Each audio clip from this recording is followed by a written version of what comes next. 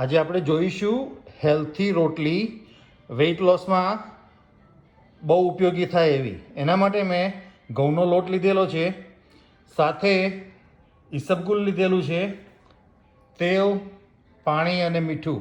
હવે આપણે લોટ બાંધીશું. મેં એક વાટકી લોટ લીધેલો છે. હવે એમાં 1 ચમચી ઈસબગુલ નાખીશું. ત્યાર પછી આપણે તેલ, મીઠું બધું નાખીને લોટ બાંધીશું.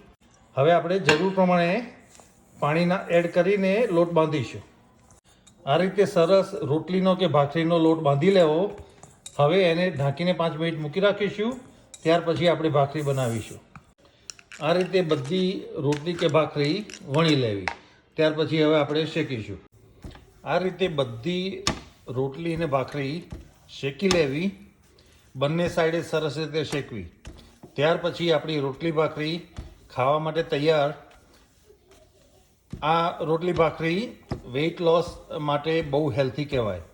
Thank you for watching the video. Video ગમે તો શેર કરજો, સબસ્ક્રાઈબ કરજો અને લાઈક કરજો.